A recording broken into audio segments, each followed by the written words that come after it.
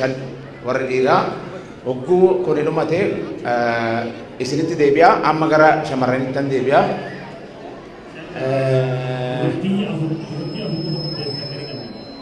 Achumaa qabdu ayyee addee iftuu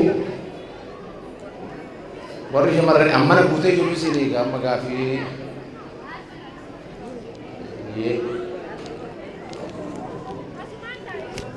haa hin kaatitu macha dhigta araayima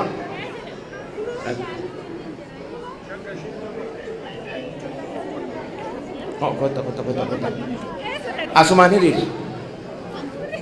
anu nawwaamina gara duubaa kanaa warranii yoo jiraattan namni harka baaftan namni gaafii qabdan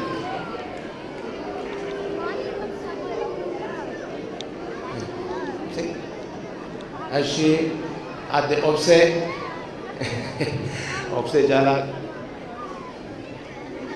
kai ati numa okay nama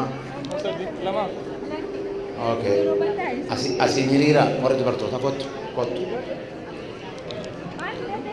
no tokko dhaabba sun kotta nama tokko barbaanna nama gaafii gaafachuu deemu isin gaafii qabdaa ayyee inumaa hojii jalqaba gaafii ishiidhaaf kennina tole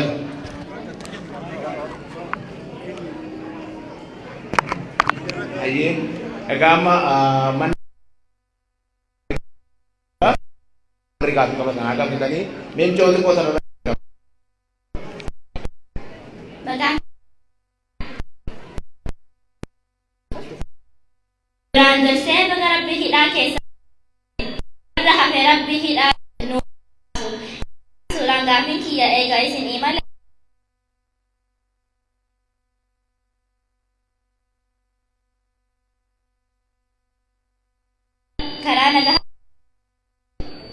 qabsoo hidhannaa ati akka yaada kafaa'otti wal simsiisuu fi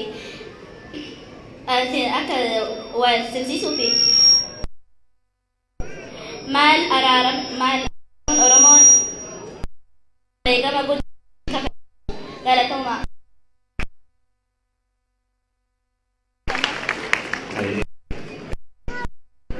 Taasisni amma dhiira tokko dubara tokko akkasitti dabareen kennaa deema.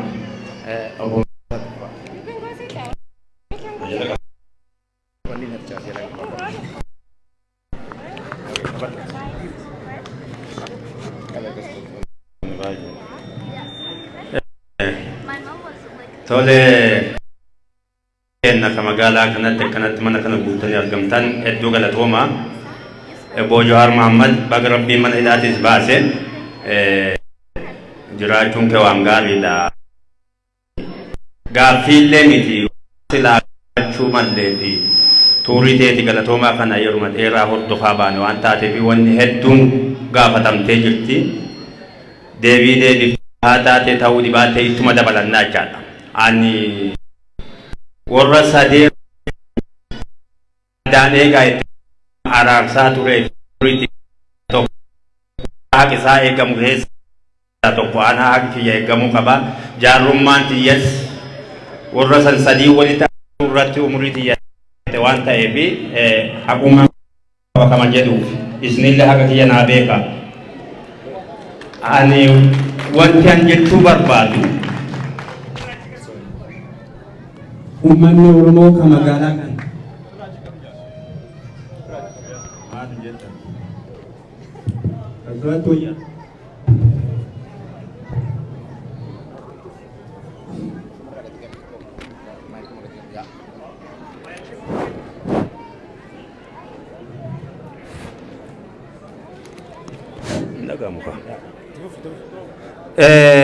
innagamu awannan jechuu barbaadu dhaamsa tokko hawaasa deemtu kana ka Oromoo hundatti akkanaa dhaamtu dhaamsa si dhaamachuu barbaadaa jechaadha.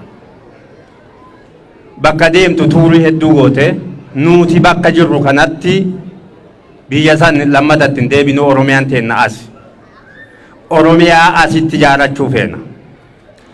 Dirreerra naannofte kana hunda qabeenya hedduutti lafa badaa jiraacha galma sii kireessanii horiin guddaan achi bahaa jira. Namoota kanaaf hagammaa sii dhaamsa dhaamtu hin dhageenye. Galma mataa keessanii ka keessan na yaamtan ka keessan dhala keessan guddifattan jaaradhaa ittee siitti himtu hin dhageenye tokko ummata magaalaa kana isaan kan akkatti nuu dhaamte Oromiyaan barbaannu teenna tanuma quban galma keenya keessatti akkasii yaammachuu dandeenyu akka jaaran ummata kanaan community waldaa hawaasaa qabdanii itti hirmaadhaati gahee keessan bahaa ka jedhu akkatti nuu dhaamtu barbaadachaadha. Lammaffaa dhalli generation kana targitu kun Oromiyaadhaa jedhee qaba. Madoodhaan mataa keessa dhooftee Itoophiyaadha yoo ati hin fudhatan. Isa kanatti rakkatinii Oromiyaan biyyi teenna badhaatuudha. Biyya eenyuufuu ol ittiin dhaadachuuf nu qabna. Oromiyaa yaamuun nutti hin qaanessu waan nurraa hir'atu hin qabdu biyya badhaatuu qabna.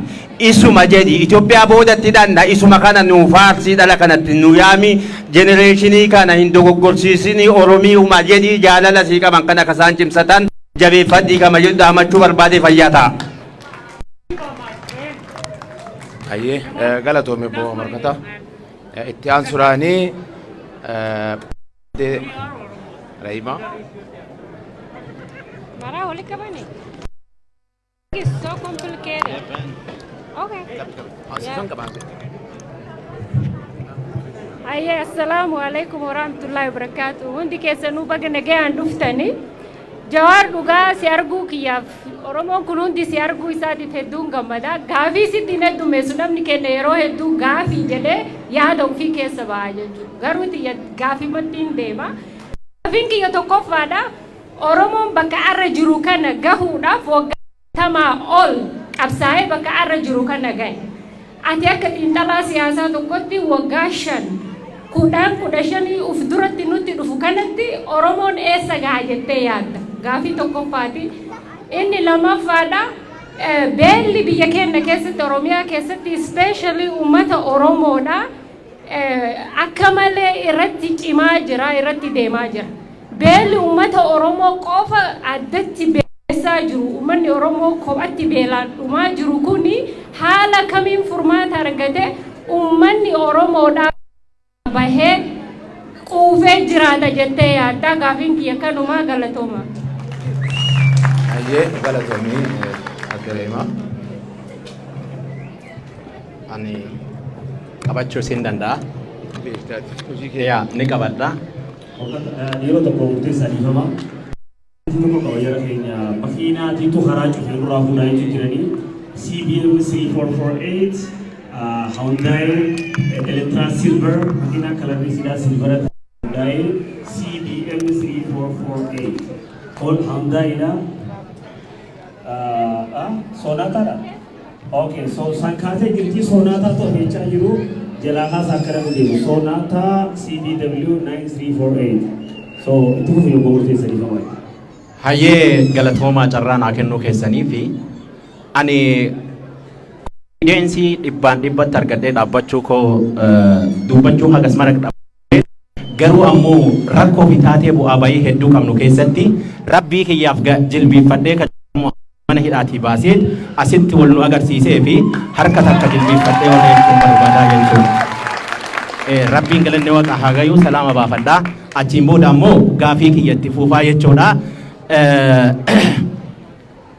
Nisirraa ni dhagamaami.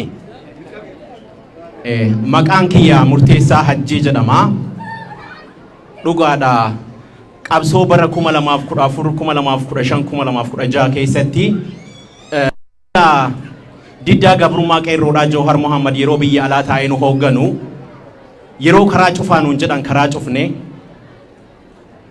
yeroo diina nu cabsu irree humnaa godhatee Oromiyaa keessatti oomishaa fi oomishtummaa isaanii hin bitatinaa ittillee hin gurguratinaa nuun jedhanii tarsimoon isaan ittiin nu hoogganaa isa jalqabaa ture jechuudha ni yaadadha. Amma Jawhar Muhammad dhugaadha seksesiin nuti bara 2016 irraa istil haa 2018 godhaa turre diina cabsinee maqalee galchine ati kaafaa watti dabalamtee jirtan kaafaa warga seentanii waggaa lamas lakkoftanii jirtan filannoofis dhiyaatanii filannoon sunis osoo hin milkaa'in mana hidhaa isin naqan. Amma ani wanni nan si gaafadhu ifaa fi bilisa taateet akka barootaan fincila diddaa gabrummaa san qeerroo hoogganaa turte sanitti seksas taanamo dhuguma qaama siyaasa hooggana kaafaa oodhaa taatee yoo hojjatte Oromoon sirraa beeytee kaa milkoofti gaafii jedhu qabaan. Kana wanni biraa ammoo maaliidha? Warri ollaadhaa jabaatee hidhatee jira. Wanni hidhataniif ammoo Oromoo cabsuuf, Oromoo balleessuuf. Oromoon Keeniyaa dhufanii, Oromoon Madagaskar irraa dhufanii jedhanii nutti duuluu jiran. Nuti ammoo haa taatu tuffannullee gurrumaan dhagahaatiin caal jechuu jirra. Adeemsi sun garuu saayikoloojii Oromoodhaa cabseera. Akka Oromootitti qaama hidhatees ni qabna. Qaama hidhate kana akkamitti jabeessineet Oromoon akka Oromootitti Itoophiyaa san keessa jabaatee bilisummaa isa kaleessa akaakilee keenyatti dhabne, abbootii keenyatti dhabne, qeerroo keenyatti dhabneef galma geenyaa gaafii jedhu qaba. Galatooma ulfaadha. Hawaasni keenya akkanatti bakka kana.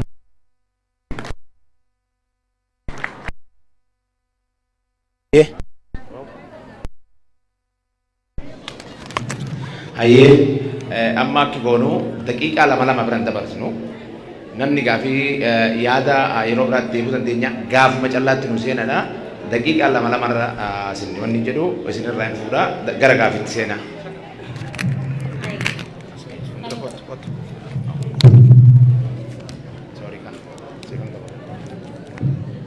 Hai Oromoo teenya baga gammaddan baga gammanne Jawarii kalee mana hidhaatti jiru hundi keenya itti maaliin baqaa turte har'a fuuldura keenyatti madarakii keenyarra arguu keenyaa fi hundumti keessanuu Oromoon dhalli Oromoo baga gammadaan isaa akka isaatti itti aansee gaafii gabaabduu takka qofan gaafa.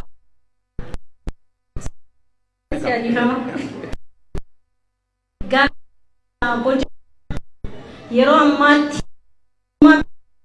hundeen isaa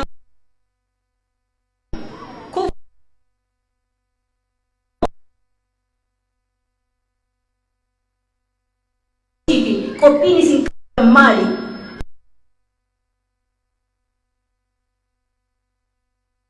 Fuuldura nuuf gochaa.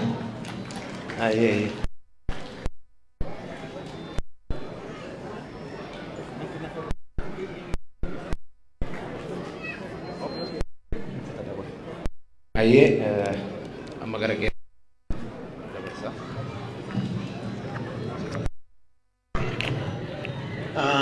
Galatooma Jawaar dargaggoon Oromoo baay'ees jaalata.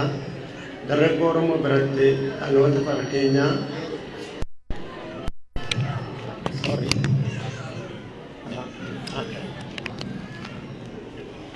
dhaloota bara keenyaa biratti nama sochii siyaasa Oromoo keessatti bakka guddaa qabdu.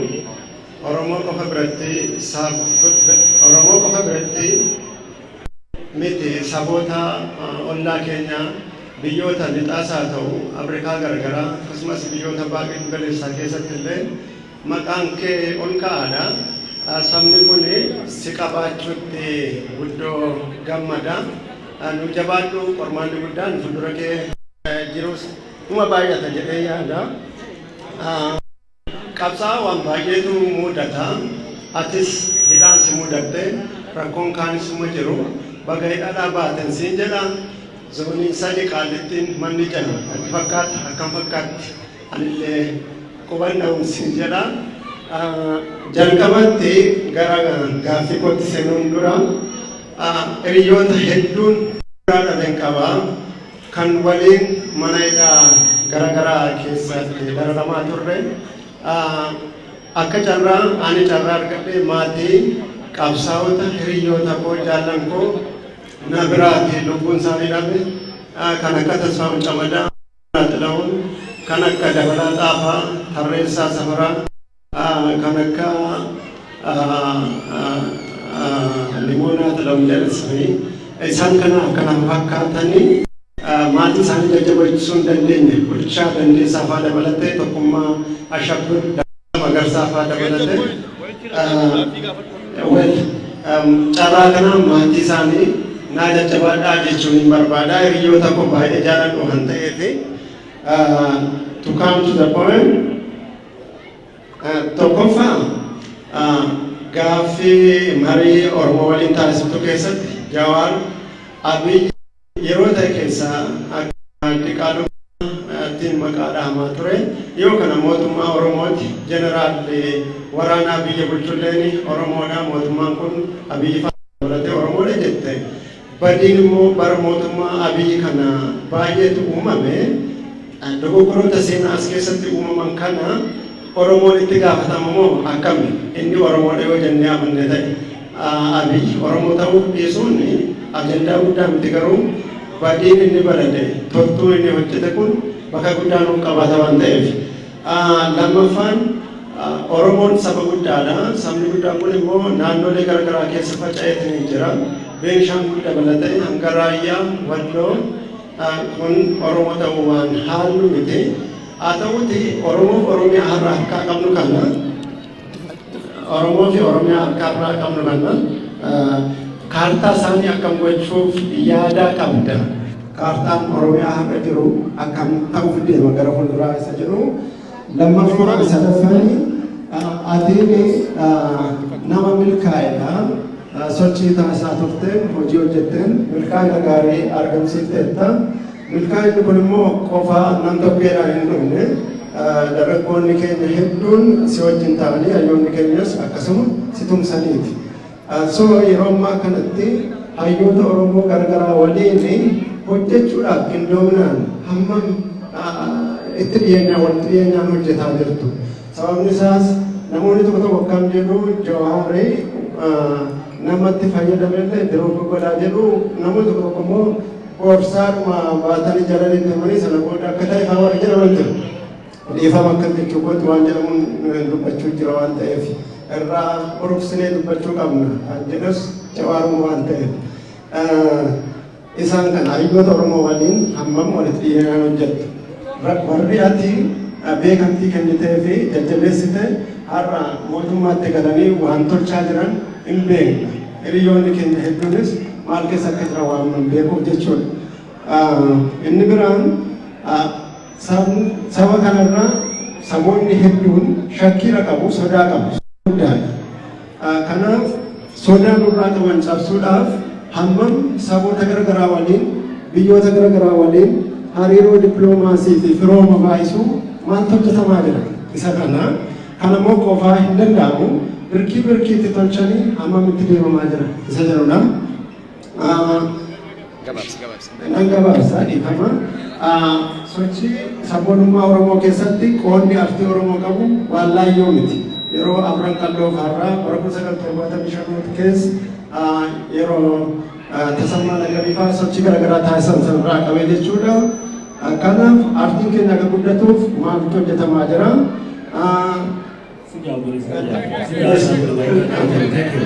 So, namatti haa jiru barsi nuti isaan daqiiqaa lama jennee daqiiqaa lama. Daqiiqaa hunda lama nuti naaseena. Thank you.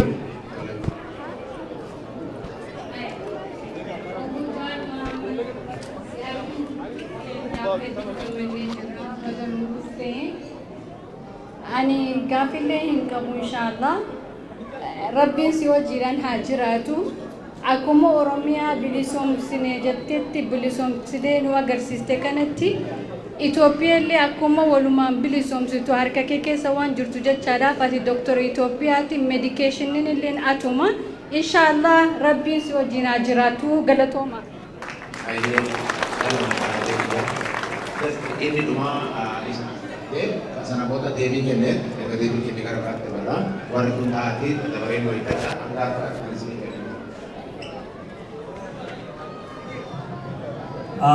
namoonni dhaabbata hundi fituu qabanii warra keessumaa hundi fixanii fi samboodaan marsaa lammadaa teenya warri haatan numa gaafattu dhaabbata warri biraa lafaa nuti kennaan barbaadu agar nuti chaansiisi jedhanii so itti gaafamu keessumaa.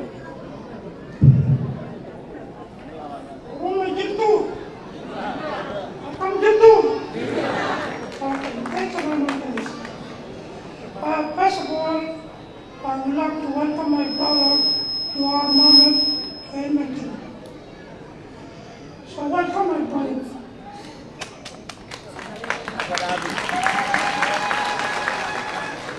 So I have only 3 questions for you. Go ahead. One is for the country. The country is torn apart. As a politician of Ethiopia and Oromo, what do you think the country can come together to unite Ethiopia as a people? Second, international community are on the way to make a peace for our country to come together. And the peace is going for 2 parties. Ethiopia, Prosperity Party, and Tigray Party. What about the rest of the country of the party, like your party, the Mera Party, and OLF Party? So what do you think those parties can be left while 2 parties they can go for the peace? So do you think peace can go well if only 2 parties can go forward?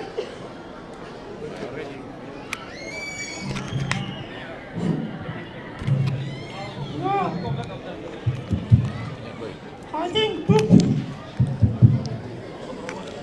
2 parties cannot go forward to bring the country for peace. So we need, as a politician, so you need to bring all parties together to bring a peace in the corner. The third one is for artists Aishawa Odessa. We're looking for who killed Aishawa. We don't know who killed him. If it is the government behind this one, we need to clarify because it's a good for us. So I need to give us a good information for Aishawa Odessa. Who killed him? Thank you.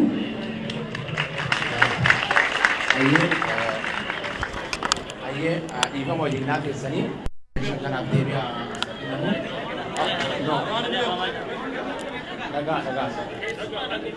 Amma na harka raanatu nama shaniin kaa'atee nan jeeqina. Namni nama shananii deebii kennii itti deebitanii taa'a. Anatu nan kennaaf deebi'ee marsaa lammataatti kenna. Anatu gaggeessuun jira naa kenna. Sifa kenna deebii sana haa deebisu.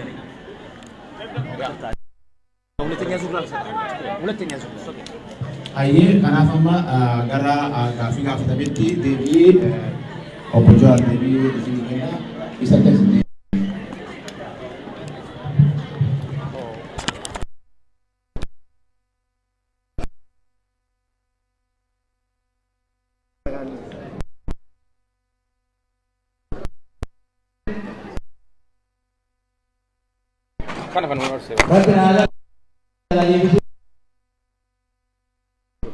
Gaafii warri Facebook irraa kaasuu jira meseejii ergee warra gaazexaa baay'ee galateeffattee guddicha ingilizaa guddicha irraa faltee naan jedhanii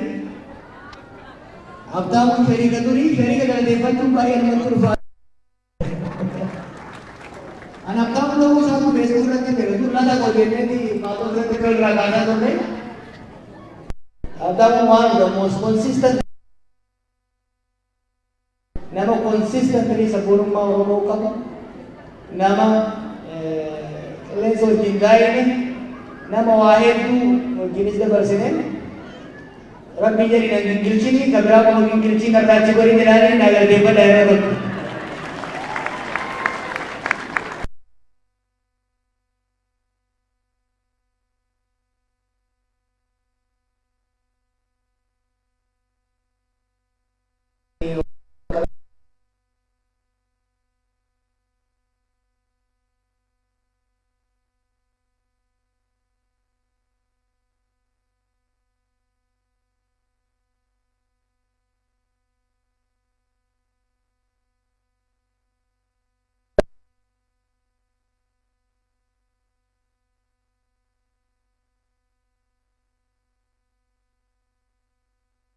ture waan haala dhufee miti.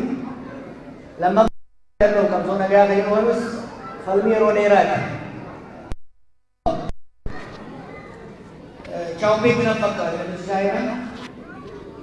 Adurreen adii taate diimtuu taate dantaa kiyyaa miti jee hanga adduuta sanaa qabdetti. Isin akka ummataatti dhugaan keessan haqti keessan haa dhufu malee hedduu isin rakkisin. Nuti akka paartiitti ejjennoo qabnu himnee jirra. Saba keenyaaf, ummata keenyaaf kan baasu Oromiyaa, Oromoon akkuma reefu walii jennetti keessoo isaatti harka walii eegee abbaa itti hidhee mootummaa ofii filateen bulfatu, seera ofii tumateen bulu. Itoophiyaa Oromoonis, Guraageenis, Silteenis, Somaaleenis hundi hayti isaa eeggamtee dirqama isaas qooda isaa gama aangootiif gama leecalluut qabus argachaa ittiin bulu jaaruu barbaanna. Waggaa 25 dura kaayyoo kaafaa wal lafa kaayateedha. Kaayyoo anis itti amanee itti seenadha ittiin deemaa jirrudha jechuudha. Kuni wal nama falmisiisaa miti. Kan waggaa jennu warri nuun addaa warri biyya walabaa jaaruu barbaadan haa badanii humnaan cabsinaa miti. Lakki mirga isaanii ni kabajna. Akka paartiitti garuu walawalaa godhuu hin barbaannu jechuudha. Ummata keenyatti waan boru hojjechuuf barbaannu ammuma itti himna. Maaliif har'a waan tokko isin hin jenne boru kabiraa isin gabbaasuu hin barbaannu jechuudha. Wanti ta'e eega marii eegallee mariitu godhame Oromoon hin qoodamne. Ummanni keenya marii serious ta'e. Ummanni keenya waa'ee ormaa, waa'ee alagaa tiima ormaa laalaa harka dha'uu fi dhiiseeti kilabii ofii cinaa hiriiruu eegale jechuudha. We are having conversation. We are a deliberative society. An marii Oromoo keessatti jiru kanaan xiqqoo akkasiin jeequ naa gala. But akkanumatti as geenye beeka. Dormancy hin hayyamnu saba keenya keessatti. Vibrant debate, vibrant consultation, fight of ideas, it has to be encouraged. Waan baay'ee beekanuma goone kontroversii amma godhamu jiru kana namni keenya waa'ee ofii haasa'uu dhiisee waa'ee ormaa cinqamuurra ture otoo rakkoon isaa jiru amma at least karaan sirrii kami akkamitti deemna loo karaan sun sirrii miti jedhee namni keenya wal waqaruu eegaluun galaanni Oromoo ciisee ture sun socho'uu eegalee jechuudha. Kanuma keessa yaadni dhufa. Kanaaf buleetii akka ammeenyatti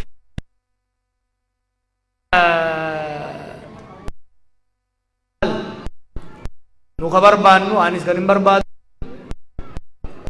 wal nagaa qabaate akka deemu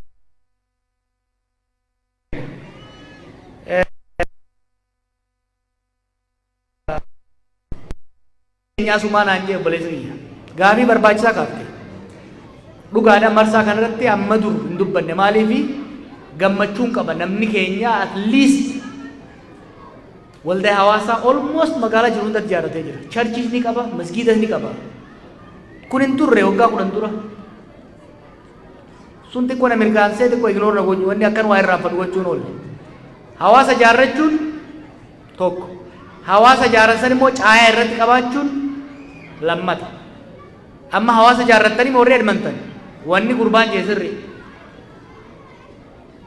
Galma waldaa hawaasaa Oromoo Edmonton qabaachuun akkaan barbaachisaadha. Anis waan danda'e isin biraan dhaabadha. Galma ijaarrachuu qabdan bara dhufutti galma tokko ijaarrachuu qabdan jechuudha. Warra Kaalgaarii guuzoo yaammadha. Silaa guuzoo waliin baatanii galma tokko ijaarrachuun hawaasa kanaaf hedduu barbaachisaadha. Bagaan yaadachiifte waan dandeenyeen hawaasni keenya dura jaarmaya hawaasaa ijaarratee itti aanee immoo caayaa tokko ijaarrachuun hedduun barbaachisaadha. Yaada bareedaa kaafte. Oromiyaa malee Itoophiyaan jeeni lachuun hin jaa. Oromiyaas nan jaa, Itoophiyaas nan jaa. Lamaanuu. Oromiyaan tiyya, Itoophiyaan teenya. Oromiyaan tiyya, Itoophiyaan teenya. Reeroo. Oromiyaan gara tokko hundee ittiin sodaatina. It's not going anywhere. Oromiyaa isinummaan irra wal nyaatanii hin jiisina malee amma booda wanni keessa deemu hin jiraatu. San hin sodaatina. Itoophiyaas yoo taate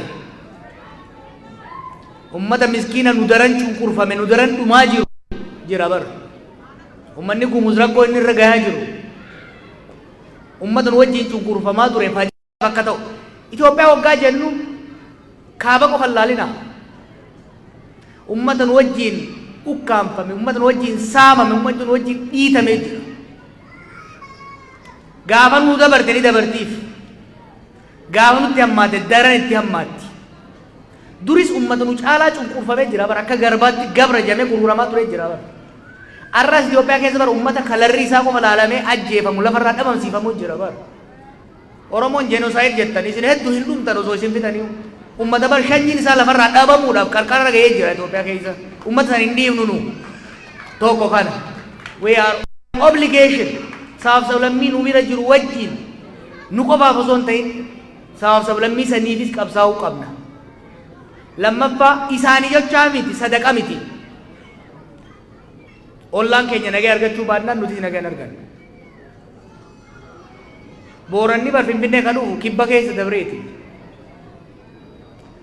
Nuti bar kan agadannu alatti Somaalee keessa dabarreeti. Akkasii moo akkasii miti? Dhaga'i. Waliin kijibnu amma booda. Oromiyaas Itoophiyaas hin dhiifnu lamaanuu hin dhiifnu. Lamaanuu qabannee deemna lamaanuu.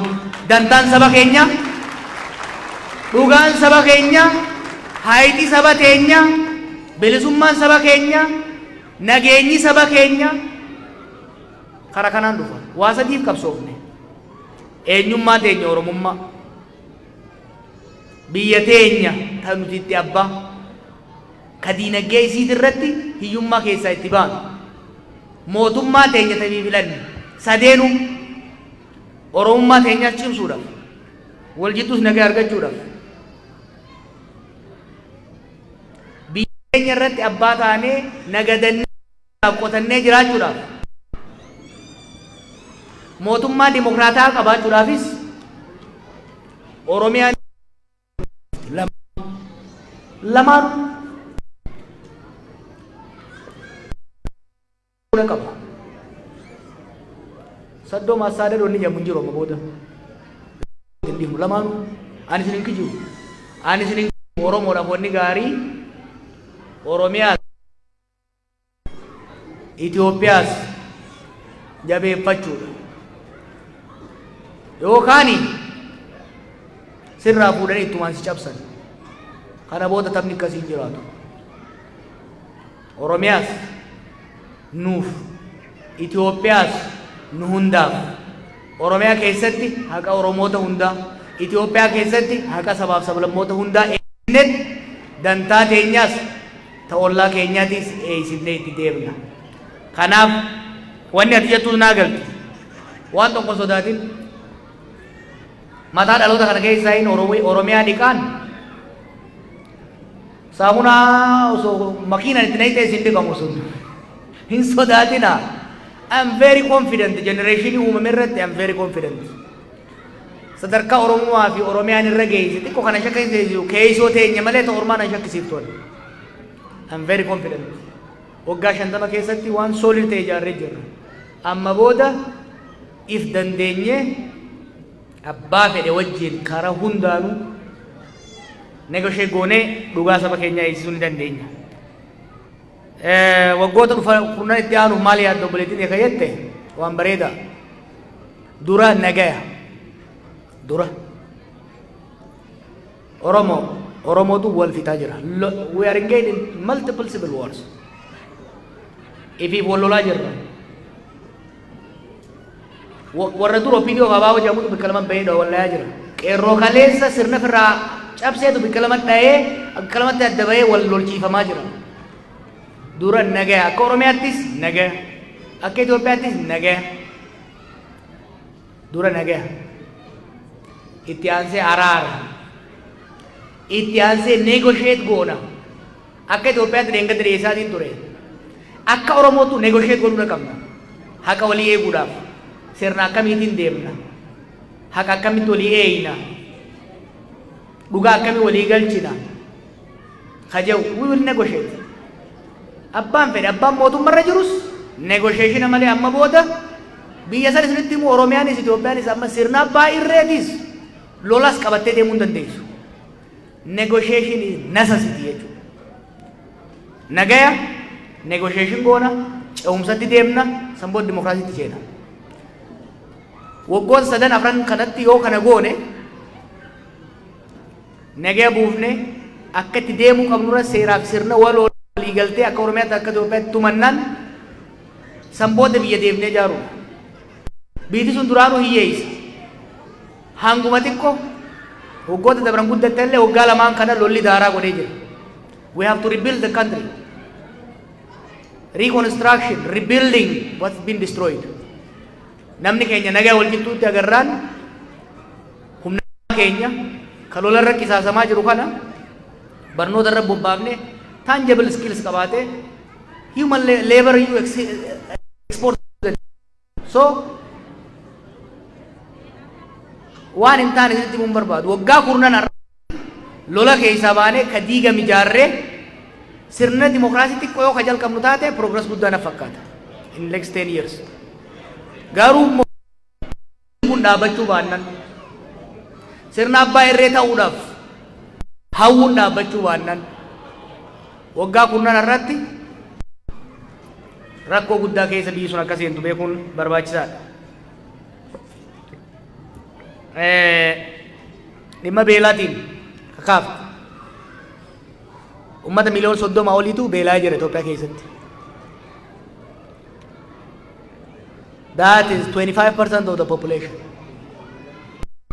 beelamaa tokkoffaa duraanuu biitii leechalloo risoorsii gahaan qabdu hanga qabdu sanuu immoo lola irratti qisaasaa jiran sadaffaa waan lolaa fi bilaarraa hafe saamichatti jiran waan Oromiyaa keessa jiru wanni isin gaddisiisu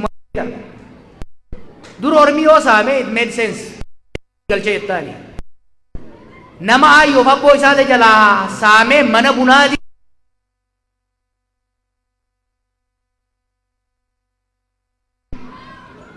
corruption rakkoon beelaa hanqina rooba qofa miti complete mismanagement civil war keessa jirti biiti administratively baay'ee dadhabdee jirti dinagdeen biyya keessaa kufee jira alaa wanni dhufu hin jiru kun hundi waggaa walitti dabalame rakkoo hammeessaa jira rakkoo kana irraa aanuudhaaf jaarmeewwanni addunyaa hirmaachuun dirqama waa'ee lolaa wanni dubbannuuf kaabatti baatii 5 baatii 6 dura rakkoo akkanatti ture addunyaan dirmatteetti dhiibbaa mootummaa irratti illee gootee gargaarsi dhaqu jira Oromiyaa keessa almost nama miliyoona 2 ol ta'u jira namni ka bakka bonaatii fi ka gammoojjii baaleetii fi booranaatii fi harargee isinii jechaan jiru namni wallaggaa shawaa lixaatii fi shawaa bahaa shawaa kibba lixaa keessatti namni beelaa jira bara maaliif hin qotanne namni keenya azmaraa 4-3 hin qotanne namni keenya ka qotate banne Oromiyaa keessatti warri naannoo shawaa kibba lixaa shawaa bahaa shawaa kaabaa salaa wallaggaa afran hin qotanne gujiin hin qotanne walitti hin sassaabanne namni ka'ee manni irraa gubatee buqqa'ee deemee buqqa'uu rakkoon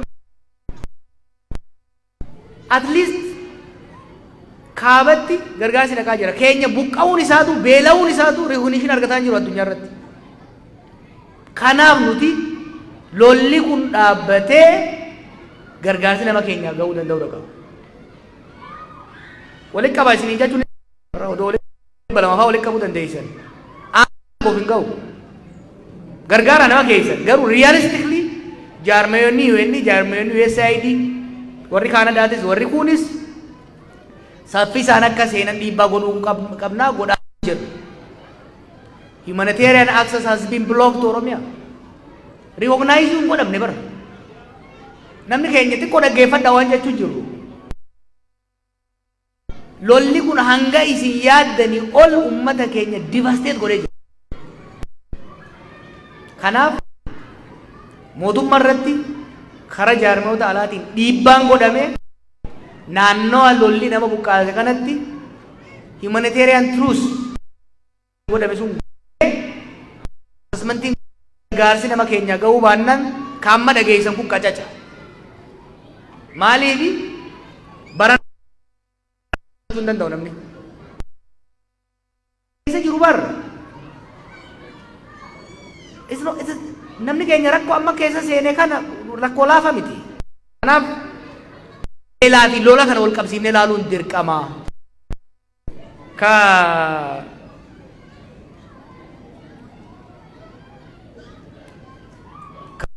Rootiin immoo karaa kaafaa hootiin kayyattu qeerroon hojii isaa buusee jira.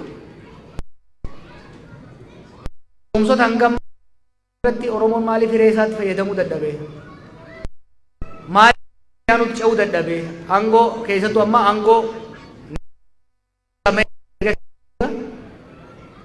dhugaa isaa maaliif argatu dadhabe? Waan hin qophaa'iniif. Psychological income, organizational income. Kanaaf siyaasa cimaa jaarrachuun barbaachisaadha. Jaarmaa siyaasaa cimaa hooggansa ittita imaammata taliila ta'e tarsiimoo bilchaanoo Oromiyaa fakkaatu.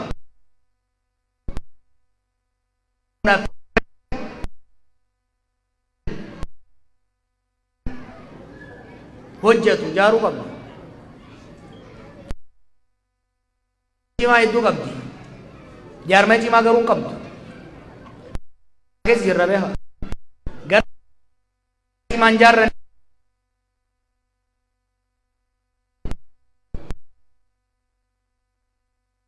the haves and the have nots. Warra aangorra jiruu fi warra aangorra hin jirre. Warri aangorra jirus jaarmaa hin qaban. Jaarmaa cimaan jaarra. Kanaaf fuulleffannaan keenya cimaa akka ta'uu qabu jaarmaa cimaa strong institution jaaruu irratti. Jaarmaa siyaasaa ka hawaasummaa mataa dhufaa jira. The next task challenge itti aanu anaafis hundaafis jaarmaa cimaa jaaruu kanaaf kaafaa'utti seene. Gallee jirra. Raacitii isaa bu'uura isaa tolchaa deemaa jirra. Waggoota isaanan keessatti amma namni baay'een waa'ee masirna kuffisuu irratti sirna kuffisuudha qaba. Booda kana booda wanti ol ba'e gadaan oolamu sirni kunis kufuun isaan oolamu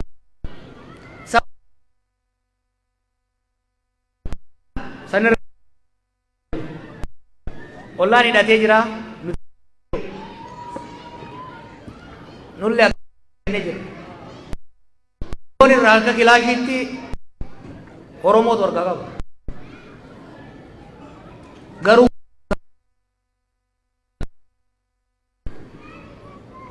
kana hubadhaa. Kilaashii marroo dirribaatu hooggana lachuu wal dha'u jira. Akkasii moo akkasii miti? Namni wal kijibuu barbaada. Wanni Oromiyaa gaagaamaaf saaxilaa jiru humni lama hidhatee wal dha'uu isaati. Ani obbolaa lama kan hidhatee wal dha'u malee. Kanaaf wanni dhiisa harkaan barbaadu. Harkin barbaachisu dhiisa. Taatanii gamaa gamana harkatti dha'uun hin barbaachisu. Kanaaf ijoolleen bosona gagalte dhiibamteeti. Waboo amma jiru kana marroo caalaa kan dhiibee bosonatti galchee warra aangorra jiru. Marroo fi Abiy Ahmed negotiate godhuu qaban. They must negotiate.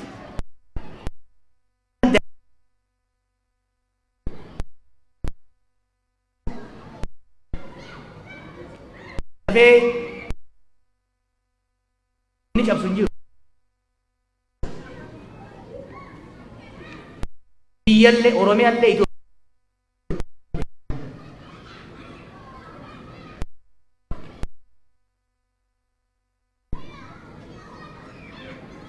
Oromoon hidhatee jira walirratti hidhatee malee. Oromoon hidhataa jira walirratti hidhataa jira malee. Nu malee ka walirratti hidhatee jiru naannoo sanitti. This is fact. Isin liqinfamuu dhabuu danda'a. But it is true. Nam beeka ijoolleen bosona galtees qabsaa'ota nu wajjin qabsaa'ota nu duran nu hogganaa warra ture.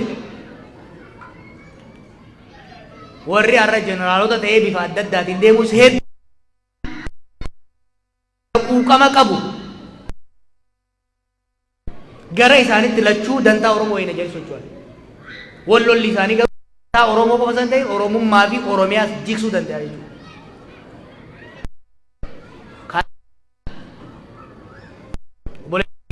Yes, Abiy Oromoodha. Marroonis Oromoodha. Siyaasaatu adda baase furmaanni jiru siyaasaadha jennee amanna. Lamaanuu ta'anii negoshee godhanii waan Oromoof Oromiyaadhaaf ta'u waan biyya naannoo saniif ta'u fiduu qaban jennee wanti tuuf kanarraa kaaneeti jechuudha.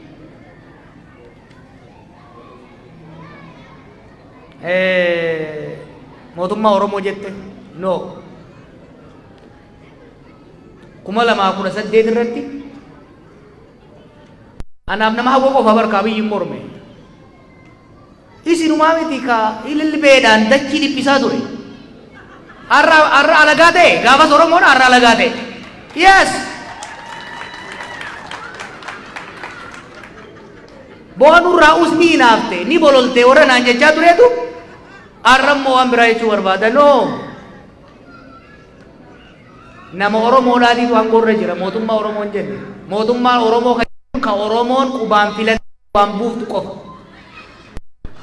mootummaa Oromoo ka jennuun achirra hin geenye garuu kana liqimsuun barbaachisaadha sirni ammaa kun ka dura irraa adda tooftaa kaleetiin irra qabsaa'uun isin danda'e karaan ittiin deemamuu qabu maali? Kana irratti sirriitti mari'achaa bilcheessaa deemuudha barbaachisa. Kanaaf mootummaa Oromoo dhaabuudhaaf sirna dimokiraatawaa ka dhugaa Oromoo haqa Oromoo wal keessattis waliitis waliin deemsu mul'ifachuun barbaachisaadha. Hayyoota Oromoo waliin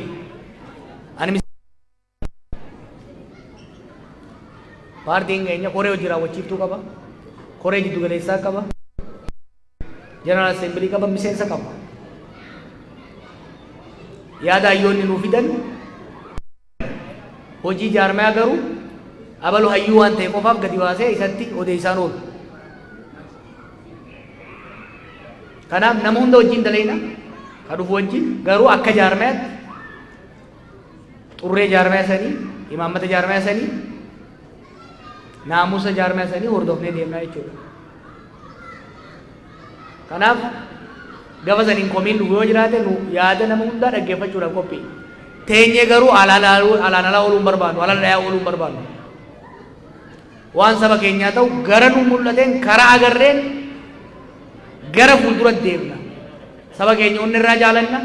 Sammuu Rabbi nuu kenneen barnoota hin qaranneen yaadnee tarsiimoo ni baafnaaf teenyee immoo alaan dhooynu ni tarkaanfanna jechuudha. Kan wajjin tarkaanfachuu danda'u wajjin ni tarkaanfanna. Kan wajjin hin tarkaanfanne duuba dhiifnee deemna ammallee. Kan wajjin tarkaanfachuu danda'u wajjin ni tarkaanfanna. Ka duubatti hafuu barbaadu dantaasaati gaafa deebinu fuudhee deemnaan jechuudha. Teenyee garuu hin eenyu nama. Waa'ee Oromoota naannolee biroo keessa jiran dubbii Oromiyaa fi Itoophiyaa waan hin jeefin qaba beeka. Waan hin jeefin qaba isinis garaan keessan ni beeka. Oromoon naannoo biraa keessa jiru aadaaf seera naannoo sanii eegee mirgi dhuunfaa isaa kabajamee fi nagaan jiraachuu mirga heerri mootummaa kennee. Naannoo san heeraaf seera naannoo sanii fi seera federaalaa eegee. Akkasumas sabni biraa Oromiyaa keessa jiru heera federaalaa eegee nagaan jiraachuu danda'uu qaba. Sanii achitti wantoota amma akka tireefuu kaaftee san kaasuun sun bu'aan qabu ammatti. harree ganama badde galgara kurkuriin argan bishaan gad naqame kanuma fi ol qabaniimi amma fuulleffannaan keenya ka ta'uu qabu Oromoonni naannoo biraa jiran bakka jiranitti mirgii fi nageenyi isaanii akka kabajamu qabsaa'udha. Dubbii kaartaa warra biraatu waan keessa galchanii beektan. Because the kind of leadership we have right now, it is taking them way longer to admit that we are in deep crisis. So admitting that there is a crisis, that the foundation of the state has been shaky, that the state is about to collapse, that the social relation is rising, the starting point. Number one, we need to push for ceasefire in the area where there is armed conflict. With Tigray, with Oromia, Gambella, Benishangul, in different areas. Because if we don't silence the guns, there will be no opportunity for political dialogue. If the guns continue to be fired, fragmentation will increase, not only between ethnic groups, within the same ethnic group. So it's very important that the priority is given for ceasefire. Then we go to our negotiation. We have to that country was built by force. Political dialogue, negotiation has never been given a chance. We need to give a chance for the country's elite to negotiate, to bargain. After the bargain, we go towards reconciliation. A lot of pain has been caused. People have been discriminated against, people have been massacred. We need to work toward reconciliation. Then we can talk about democratization. 4 years ago, it was easy to talk about democratization. Now it's not, because you cannot talk about democratization in the presence of active fighting. The second question you raised is crucial. Obsessive focus just on the north. Yes, in the north, devastating. But the war predates in the just important the international community or domestic actors develop a comprehensive national strategy for restoration. That has been our communication to foreign diplomats, to the warring parties. If we are going to have a peace with Tigray, there has to be peace with Gambella. You cannot have a house burning from one side and that you raise the question. Ela Oromo wanni guddaan deemuu qabu. Haalli amma keessa jirru rakkisaadha. Xiqqoof duuba deebi'anii tasgabbaa'anii waa laaluu barbaachisa.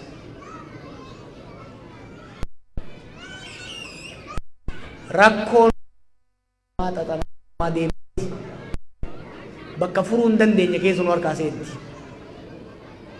Wanni amma godhaa jirru maali? Gaarii adda addaa nama keenya keessatti uumame namni irratti akka waliin hojjetuufi kanaaf sabaaf sablammoota isin keessa jiranii wajjin mari'adhaa. Nagaa isaanii eegsisaa. Dirqama qabna akka Oromootti. Saba guddaadha. Saba hunda wajjin daangaa walitti qabna. Nageenyi keenya, nageenyi keessoo keenya, nageenya isaanii tuuba. Dhabni nageenya isaanii, nageenya keenya huba. Kanaaf bakka hundatti saba sablammoota ifitti affeeraa wajjin mari'adhaa. Waan gaariidha, galatooma.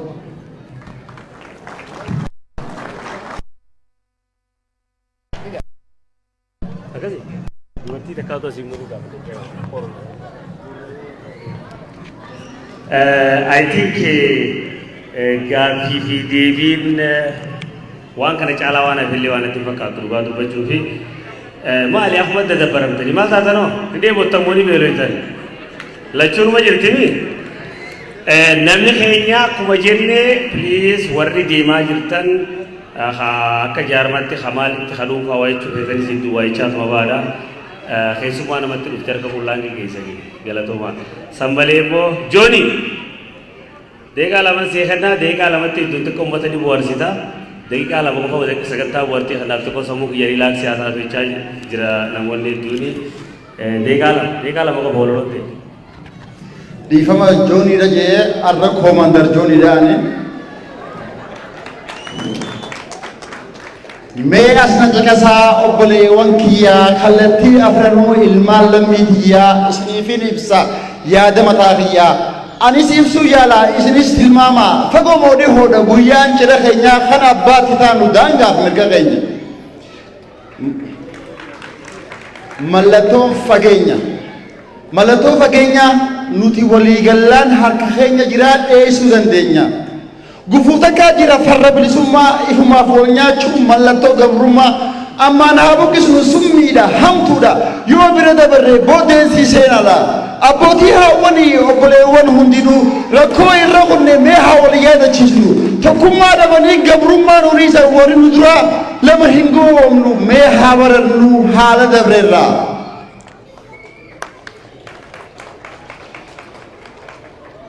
Wallaalaa keenyaas nuti haa galfannu nama keenyaas nutummaan haa araarfannu waldiddaa mancaasnee tokkummaa haa uumnu mana tokko jaaraa citaa waliin saafnu booddee ni dhimmisaa ammaan haa wal taanu gosaa fi kutaadhaan wal filuu haa dhiifnu oromummaa qofaan waliif haa firoomnu. Walaloo mi'ooytuu akka biraa yaadaanii qindooytii barmataa joonirraa galatooma. Thank you, Johnny. Amakam Shasha. Itanibi Shasha Mbagode Jira Johnny. I want to give a chance for non-Oromo communities who are in the middle of us.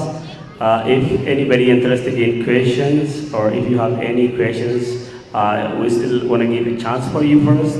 The priority should be given for non-Oromos. And Samboda mo bilisen gabi takoso abdun mirgesi di berehutana itifufti isi sambodi pamagabacha nama kesuma sanif kenniti Akaseju, I think.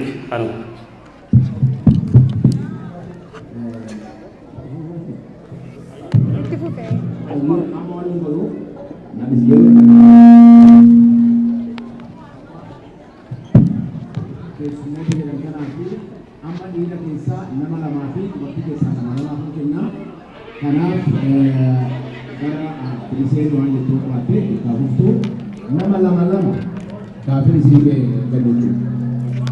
Nan kufa ana jina ana kuma tabara biasa.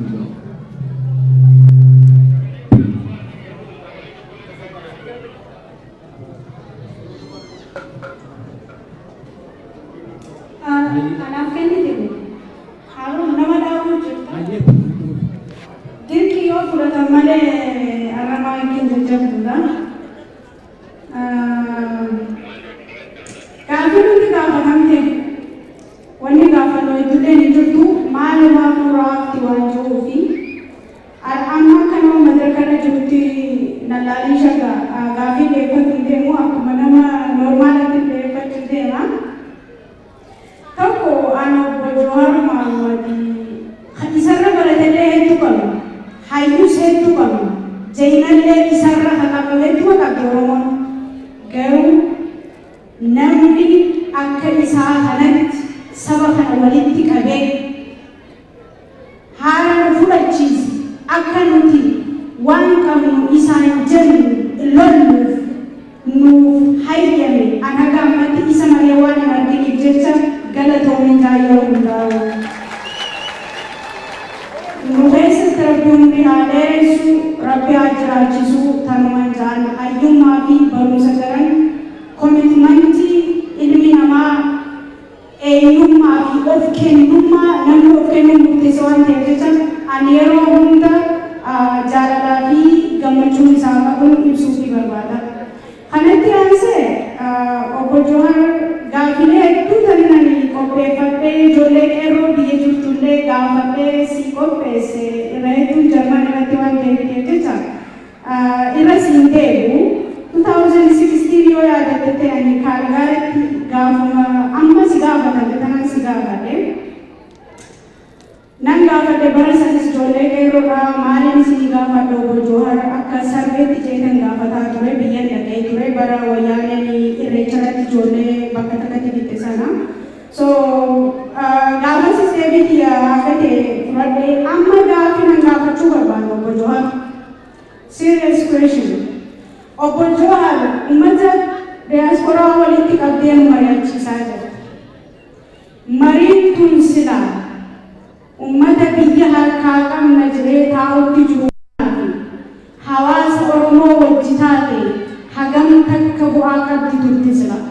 wanta akka gaarii turte. Nuti nu beekta deeggarsaa fi wanti bu'aan nuti uummata keenyaaf buusnu akkuma ta'etti ta'ee garuu akka biratti illee nan fudhatin yoo atis dhumaatii uummata Oromoo ta'u ofishaalii mootummoonni biyya san bulchuu Oromoonni baay'attee galgala irraa wal dhaltii jechaa jira. Atis hin bultanii jechaa jirta. Angaruu I was so disappointed. Oromoon dhumuu hin qabdu. Wanni dhumtuufis hin jiru. Oromoon dhumaa jirtu tun ilmaan qotee bulaa warri aangoodhaa dhumaan jiru. Warri kursirra tattaa'u dhumaan jiru. Ilmaan haati qoraanitti gurgurtee lafatti deemtee biddeenatti gurgurtee garaa itti hidhatteetti dhumaa jiru. Dhumaatiin tun ni jijjiiramti moo ammas ati dhuftee kaafaa'oo seente kaafaa'oo si dura yeroo dheertu turte deeggartoota dilasii qabaachaa turte amma kaafaa'oo osoo hin ta'in namni si deeggaraa jiru ejjannoon ta'e asirratti Orizaaltiin ati dhugumatti uummata kanaa buusuudhaaf murattee haati moo yaaliidha Oromoon hundis haa dhumtu ni yaalla yaalii jettuudha moo dhugumaan firii qabdii jettee itti amanta gaafii jettuun si gaafatu fedhaa galatudha.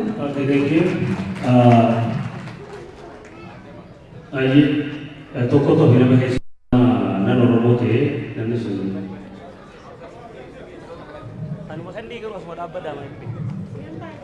Hayyee keessummaan tokko ni jira maaliif kana keessa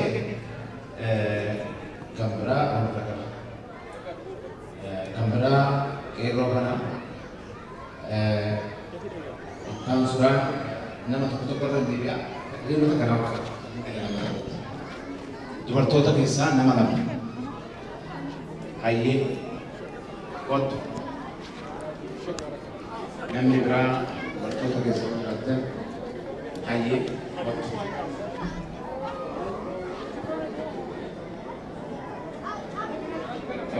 Makin ini itu tios kan berada kalau asal makin untuk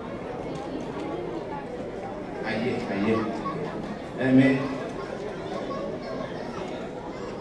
Tole. Amma keessumaa carraan jalqabaa sa'aatiin qabu jira keenya dabnee finna daqiiqaan lama isinirraa hin bu'aa amma yeroo daftanii finne ta'e yaada barbaadu gaafa barbaadna keessumaa carraan jalqabaa. Abbas dimbiya bubar. Ulet daqiiqa bicha nu fakkaatelle yaa'u xiyyaaqi.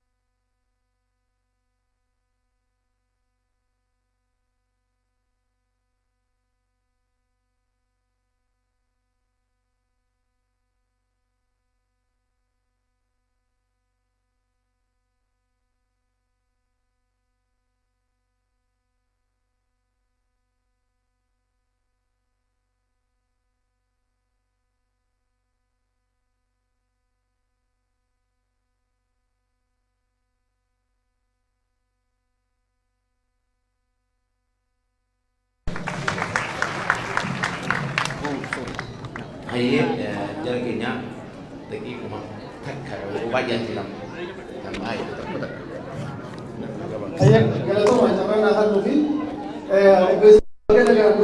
baga nagaan baate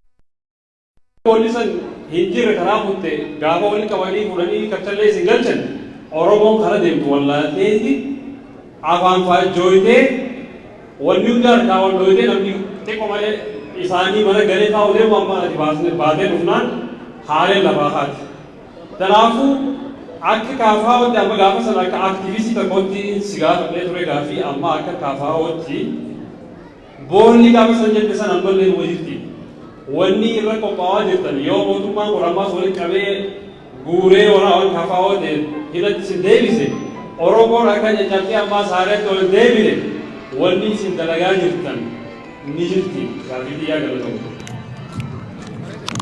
Ayyee amma gaafiftanne irraa dubartoota kana lamaan ifannaa ayyee dhiyeessuu kennaa gabaabsituma gaafitee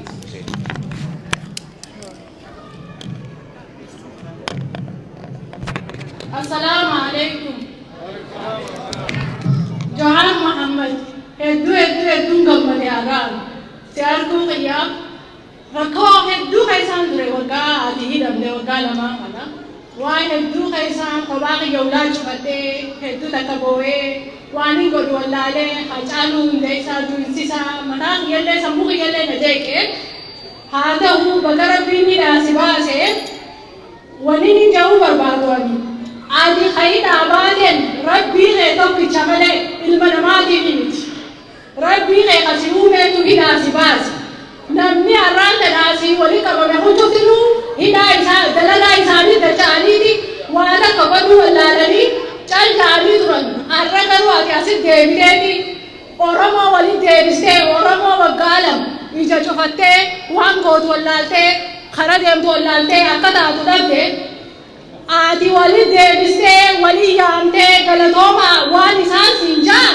adi jaju jurtan sila isan tu sinjauga garu akka isan galatomi sinjan adi isan dura durside galatomi jachuke heddu takana nama dagge fama kalma nama dakati ya Johar Muhammad heddu sijalata heddu wa heddu lubut yallati khalu da kan murte badetin jira sidura duda Johar Muhammad wani jau barbad वानी जाऊ बर्बाद रब्बी गुयासी उमे सदाल दूती दुनिया तिंगली तो कुछ मखाना जाऊ बर्बादा दुनिया कलून सिगारी निंता उजाड़ के ओ बिकहे दूती ले दे बिकते जटा निंगला तने रामफल आए जते जटा गारू वानी नहीं बर्बाद आने का गलती हिंगमत गरा उमला मारी कुडाहु वलगई खालगारी रखोगे आकर्मती फूला दुराए चर्रा लगे सुधुरी सुंदर Nindabe ningale garu arra wani nasabade dubachu juru wani tehejra enyuma khiyarati an wani tehe akana timi dame kabafi media kana dura dabare na ka media dura dabare be hoy rakina khiya ibidi barra go gumajan ibida santu tun nagu bai na dura dabare wanda koni ni jau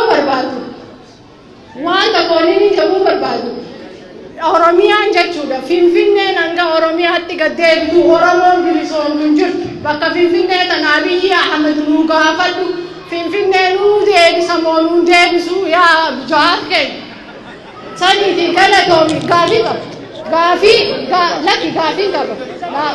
gaafii takka waliin hin qabu daa'ima xiqqoo takkaatutu baatii lama guutuu suuraa qoraa ture daa'imtittiin san suuraan isii qorte Johar Muhammadiif qorte garuu uummanni as dhaabbatu sukuritiin tunuutiru daa'ima san dhorkanii daa'imni san raftee kun olaala amma kannaa saniin kannaa jetteeti achi waggaa meeqa taa'u jirti.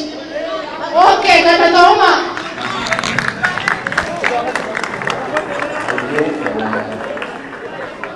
Galatoomii yaadni keenya gara keenya gaaffiin dhumuu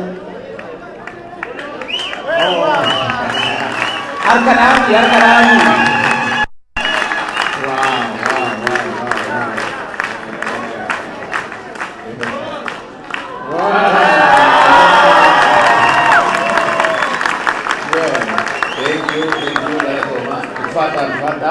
Saat keenya machuufi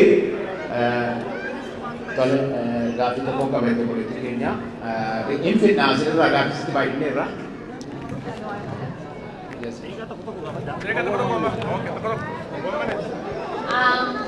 Baga naging bate. Abang Oromo si Kolati Olpada, so I will continue with English. This question, it's for my uncle who was killed during the war. He had 3 kids. That was back in when Tigray, I think it's TDF. So he was in a war fighting, and he passed. Oh, we never know where he was actually, but we think he passed, and my grandma was searching for him until she passed away. So I'm going to ask this for, and then also now my cousins are fighting again.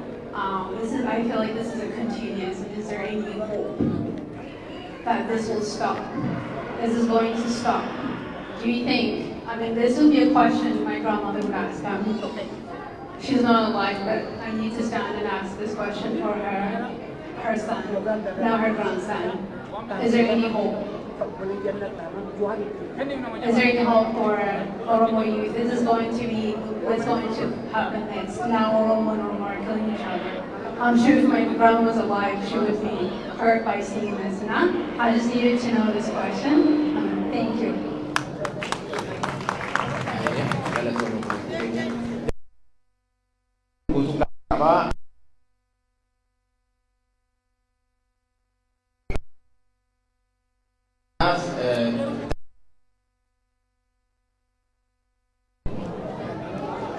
Good evening, I'm Lizzie Matanut. I was praying very, very hard for you and Bakala Gerba every day. I wrote your name on my prayer list and I was praying every single day. I'm glad to see you here. And I just want to ask you about media. Media yetafano bamus art, na yetasarano. So at the same time, omen tafunan. በመንግስት በኩል ሚዲያዎች እንደሚታፈኑ ብትጠይቅልን ደስ ይለኛል። Thank you. እናመሰግናለን። ሙናዬ ለቅናንተን ለማን ትተከስየና ሻሻ ትበቅ አኒ ዱራን ዱርሴ ዋኒ ዱበ ያ ilmoot ya bagarab biidhaas kayna sebaase ani biidhaa kobaatiyyaan taati ani nama guddaadha ijoolleen idirin jirtu halkancha Oromoo miidhagaleetiin booyuu tun jawaan duubaan cabsanii har'a ajjeesu deemanii bar booyuun tun arraba gaasi fide adawbii tanteeraan miila kan kee jala qabtinuu talaa Aspei kalaan warra wal beeynu warra hamaa sun maqaa isaatti ta'u kaayiti warra jawaara biratti akkaan fedhee jira akkana gol nyaata fedhe laal miila kee jala isaan qabtinuu ani du'aayi waarii sii godhu ani akkanatti lubbuu tantee umrii si dheereessee nu jiraattu aayoo tanteetii fi nuti hiyyaadhaatti nu jiraattu ati ilmooteenya sunumaan du'aa si godhan malee ani dubbii biraatti illee qabeeddu rabbiin si wajji haa jiraate umrii si haa dheereessee Aye, amma fitannee jirra. Isumaan kun ergaa waliin qaba waan darraa dhufaan jedhanii fi isaan itti dabarsan. Assalamualaikum warahmatullahi wabarakatuh. Rabbi Johar Muhammad Nabi Sise sa daqiqa takiti abdati alafantu. Allahu Akbar.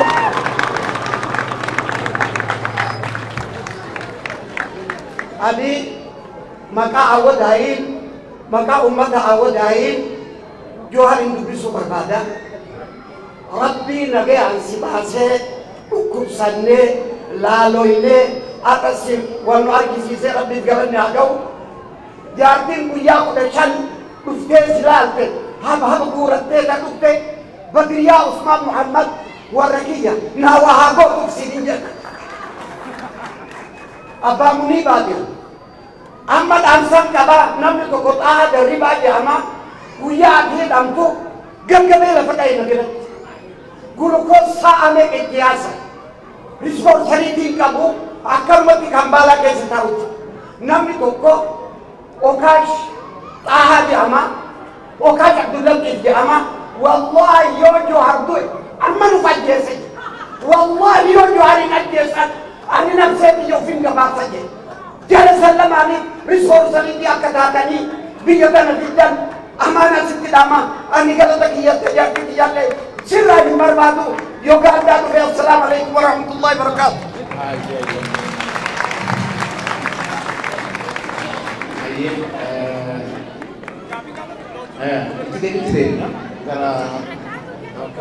amma ya nama semua kita toko karena adirakatun yero toko tadi adirakatun kami buat bejun bismillahirrahmanirrahim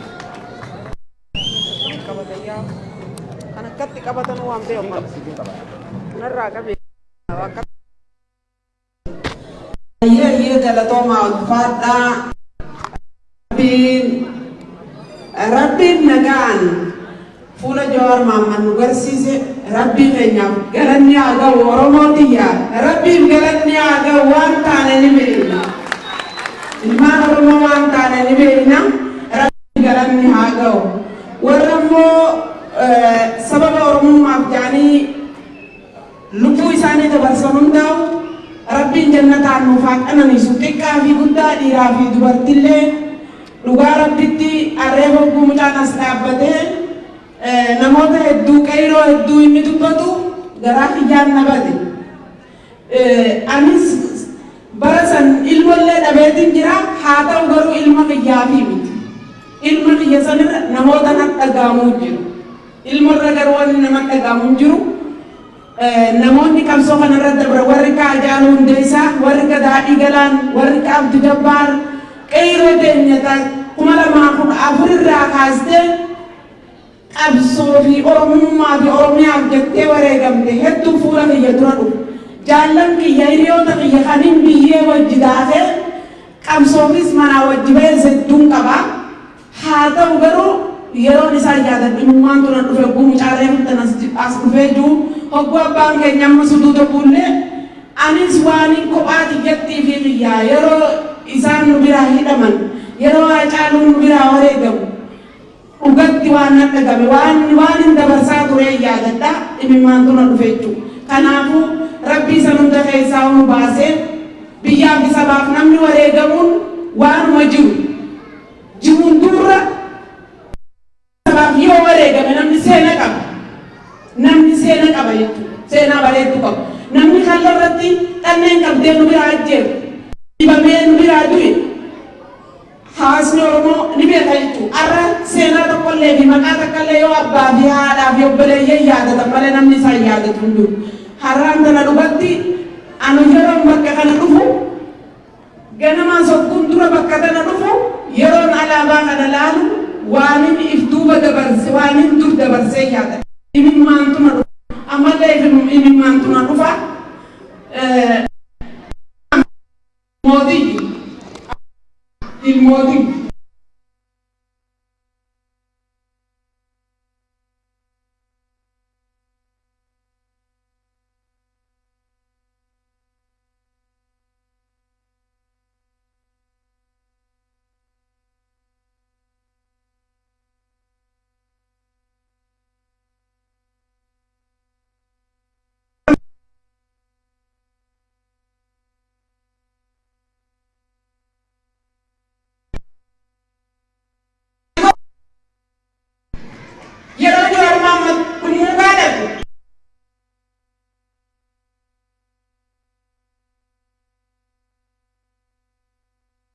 याद हुए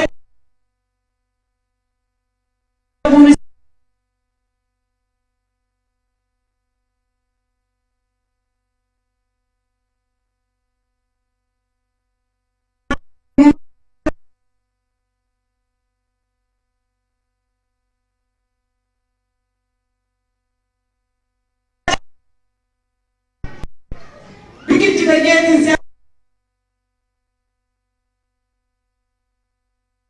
jaalbulisoo waroo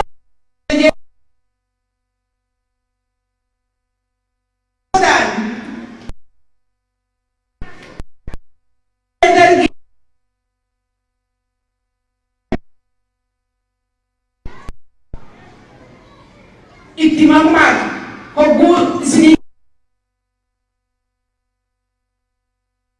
miti usaa kanarra dhabne xiqqaa dhamu guddaatti dhamu dubartii dhiiratti dhamu aduu yaadadhu warra tilmaatiin moofaa yaadadhu ka mataa malkaamaa yaadadhu harka isaa muramu ka uleeffannee maan oromoo raggeessi kanaafuu kana nuti ifiif wal wanti goona jennu ifiif wal miina jennu dhugaa rabbitti ani waa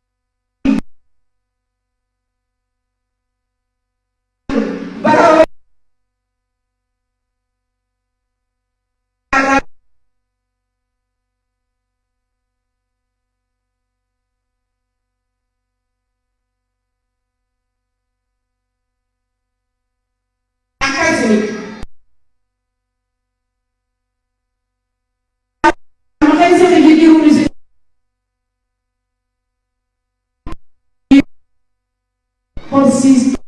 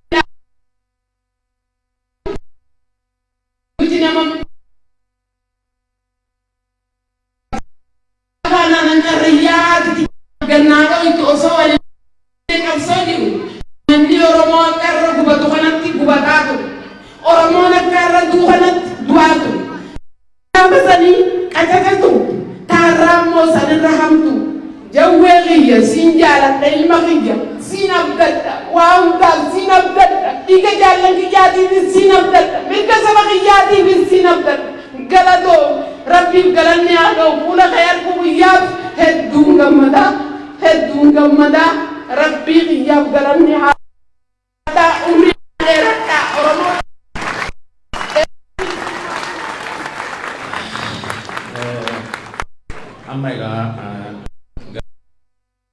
wanta isin deebisa kanaaf gaaffii deebisa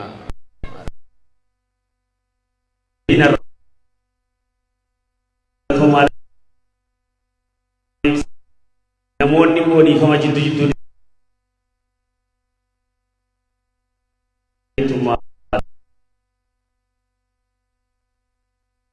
macha keessa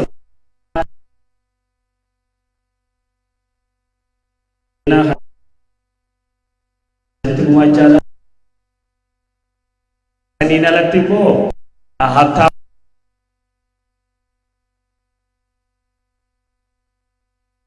warratti wal agarra.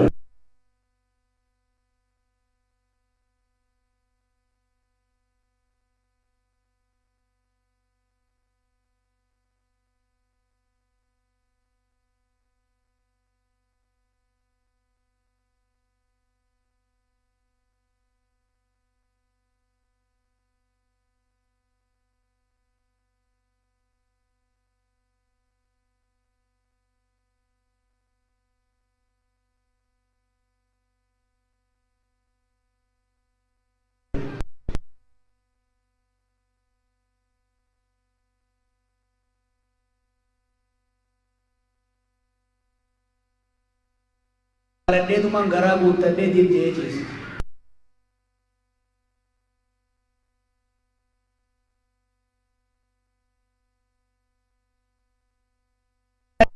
Raggaatuun dhumne illee odeessituu ijoolleen rafeen bultu dabballee fi wayyaaneen rafteen bultu turte gaafa maqaa sii dhageesse.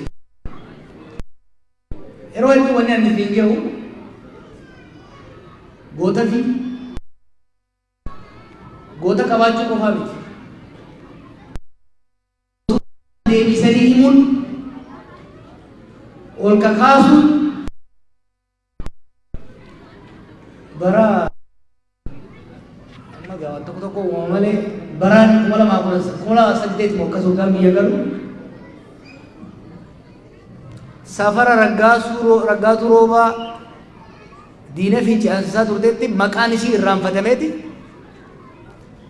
Maqaan alagaa yaamama ture. OMN kan hin jaareef tokko kanaaf hin eegani. Goonni Oromoo irraanfatame galtuun Oromaa dhaadheeffamaa turte jechuudha. Kanaaf hawaasni keenya kan raggaatu fiddan raggaatuun Oromoodhaaf lolte qofaaf miti. Nu uumte isii fi dhiiga isii biraa wareegame irratti biqillee jechuudha. Bagara isii raachise waa hedduu yaadachiiftee waalan ansii galu abadan lafatti na fudhiini jaallan keetii abadan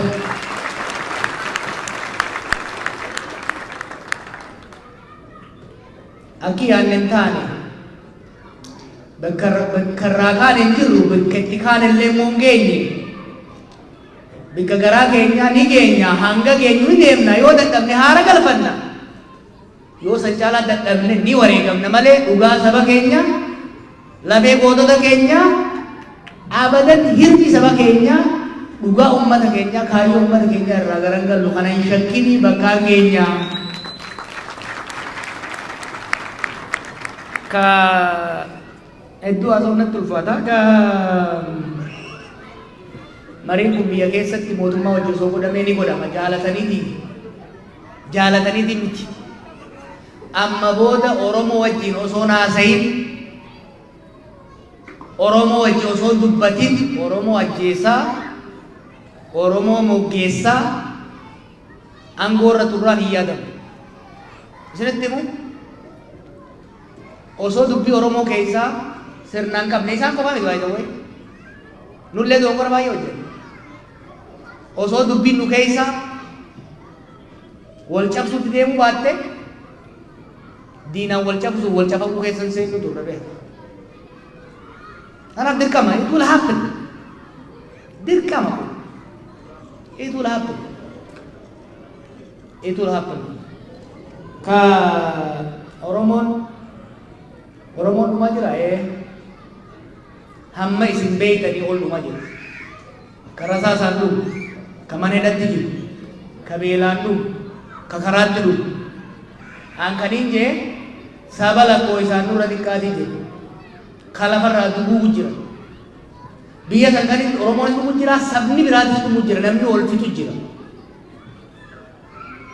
Kana wanni jechuu qabdu. Oromoo irraa duuti dhaabbachuu qabdi. Oromoo qofarraa hidhati. Gumuuz irraa dhaabbachuu qaba, Qimaant irraa dhaabbachuu qaba, Amaara irraa dhaabbachuu qaba, duuti Tigree irraa dhaabbachuu qaba. Hai. Why? Maaliif jecha namni wantaan irra wal fixaa oola.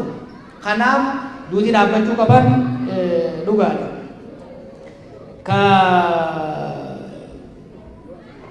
garummoo buleettee kati kaafte wanni waywaachuu jiruuf akka namni garii yaadu onnee dhabee mana hidhaatti Oromiyaa na jala irreesii godhanii Itoophiyaa daawunlood godhaniitti miti. That's not the case, I'll tell you. Dhumaati hangammaa taateerra ta dhuftuun na sodaachisa. Ta dhuftuun na sodaachisa.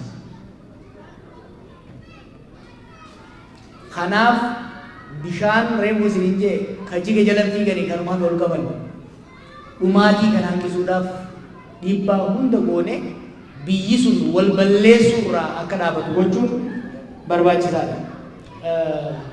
ስለ ትግራይ ስለተነሳው ጥያቄ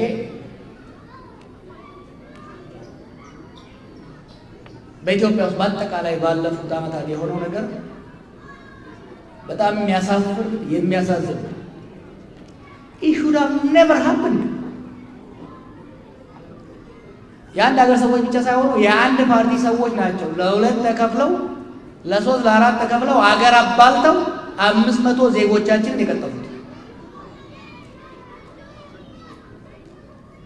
ብዙ ዲቴል ልነግር እችላለሁ፣ ግን እስር ቤትም ሆኜ ያሰብኩት ከወጣሁ በኋላም ያሰብኩት ከአንድ ወገን ቆሜ ግፋ በለው ማለት ይሻላል ወይ በተቻለ መጠን ማቀራረቡ እስከ ዛሬ የተፈጸመውን ቁስል እየነካኩ በማድማት ማባባስ ይሻላል? አትሊስት የባሰ እልቂት እንዳይመጣ መገፋፋት ይሻላል? ትግራይ ክልል ውስጥ ብቻ አይደለም ጦርነቱ ትግራይ ላይ አልቆመም። ከትግራይ ከወጣ በኋላ ብዙ የአማራ ዞኖች በጣም አሰቃቂ ውድመት ነው የተፈጠረው። አፋር ውስጥ አሰቃቂ ውድመት ተፈጥሯል። ኦሮሚያ ውስጥ፣ ጋምቤላ ውስጥ፣ ቤኒሻንጉል ውስጥ ዛሬ ሰው እየተቀጠፈ ነው። አንደኛ በሁሉም በኩል በትግራይም ሆነ በሌላ ቦታ በአስቸኳይ ጦርነቶች መቆም አለባቸው።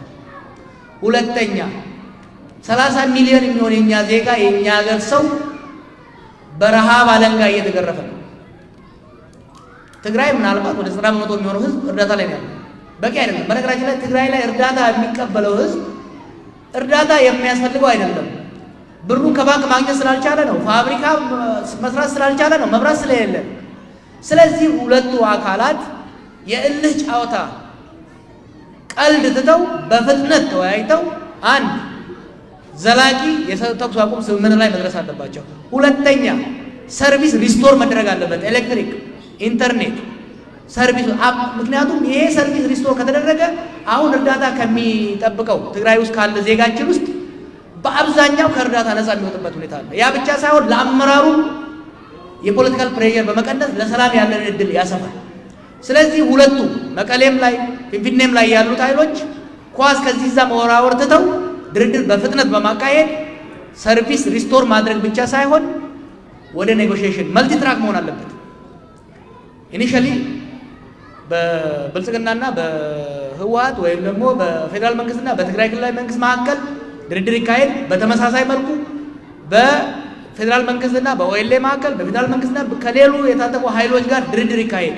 የተኩስ አቁም ድርድር በተኩስ አቁም ላይ ከተስማሙ በኋላ ወደ በጋራ መጥተን ሀገራችንን ወደፊት እንዴት ማስቀጠል እንችላለን? በህዝባቻችን መካከል ያለ ግንኙነት በምን መርህ ነው መገራት ያለበት? ስልጣንና ሀብት እንዴት እንከፋፈላለን? ያጠፋን እንዴት እንቀጣለን? የሚለው ላይ አዲስ ሶሻል ኮንትራክት መፈራረም ያስፈልጋል። ሎክ ትግራይ ውስጥ ከፍተኛ ሰፈሪንግ ደርሷል። ይሄ ግጭት ግን በትግራይ ላይ ብቻ ሊሚትድ የሆነ አይደለም። የትግራይንም ጦርነት መቆም አለበት፣ ከተቀረው ኢትዮጵያ መቆም አለበት። ኮምፕሪሄንሲቭ የሆነ ሰላም እንዲመጣ ግፊት ማድረግ መቻል አለብን። ተስፋ አለኝ፣ ተስፋ ይታየኛል። አትሊስት ላስት ይር አሁን ኦገስት ነው። ኦገስት 2022 is better than ኦገስት 2021። አምና በዚህ ሰዓት ህዝባችን ሰሜን ላይ እንደ ቅጠል እየረገፈ ነበር የደሃ ልጅ። ዛሬ አትሊስት ጋብ ብሏል። ስለዚህ ለዛ ፈጣሪ ማመስገን አለብን፣ አመራሩ ማበረታታት አለብን። ነገር ግን ከዚህ የበለጠ የሚቀጥለው ኦገስት 2022 23 ከዚህኛው ኦገስት የተሻለ መሆን መቻል አለበት። ሰርቪስ ሪስቶር ተደርጎ የሰላም ድርድሮች ወደ ዘላቂ ሰላም የሚያቀርቡበት መሆን መቻል አለባቸው። ስለዚህ ጫና በሁሉም ደረጃ ለሁላችሁ ምን የምነግረው መስበክ መማፀን የምፈልገው እዛ ሀገር የመጣው እልቂት በቂ ነው። ይብቃን ማለት መቻል አለብን። የፖለቲካ አመራሩ ኢጎውን ውጦ ወደ ሰላም እንዲመጣ በሁሉም ወገን ጫና ማድረግ እንጂ የእግር ኳስ ደጋፊ ይመስል በለው በለው ጣለው እርገጠው የት እንዳደረሰን አይተናል። ያ መቆም እንዳለበት ማሳሰብ ፈልጋለሁ። ኦቡሌስኒ አከዋይ ገሬ ካፋው ቢቦቦ ቦረ ደለጋ ቀብኔት ኮነረት ያደበ ወሎ namni kaafaa deeggaree waan irratti abaa irratti afaan balu deeggaraa keenyaa miti nuti miseensa oromiyaa jaaru miseensa sirna federaalizimii jaaru miseensa mirga namummaatiif qabsaa'uu barbaanna malee ka yaa'ii oofaa ooluun barbaannu rakkoo sanii caalaa gurguddoodha qabna warra obbo wajjin garaagarummaa tarsiimoo qabna garuu obboleeyyan keenya hedduu isaanii miseensa keenya warra ture dhugaa isaanii ni beeyna. Kanaaf nuufi isaan jidduus nuufi abaaboo jidduus garaagarummaan ka tarsiimoo ka tooftaa yoo taate malee diinummaa hin qabdu. Kana warri akkasitti oofan irraa akka dhaabatan gochuun barbaachisaadha. Ka warra asii galee gurbaan asii kaafta. Opiniyoo qofarratti quba qabdanii barsiisa akkasii miti. Opiniyoo caalaa ka jara opiniyoo san summii itti naqe warra asii shan ta'ee galee bara. Asitti anta nafaasa dubbachuu illee barbaaduun ture. Amma tuttuqanii na dubbisuu barbaada. 2016-2017 aangoo jara harkaa micciirree hoggaa baasuu deemnu wal gayaati wal taati aangoo fudhadhaa jennaan waliin haasa'u wal ga'uu dadhabaniiti. Angko no video kendan, arra nabaru berbadu. Sangko pamit. Ega jari angko kabate mo, hundu borsa fandi fate lagi yai rabsha wagga jidama. Ajit biye kese nakani biyolin nakan. Amalle sitimu, namni sirna sankesa, warri sirna sankesa dagi sene nama bichisi suetu, warra kale kapsa adi jecha tuh. But amma booda sun hin jiraatu amma booda biyyaalaa jaarmeen siyaasaa hin jiraatu achumatti wal marqine wal sirreessine malee amma booda isinit dhufne asii summii fe'annee hin gallu jechuu kana beekaa kana qabadha.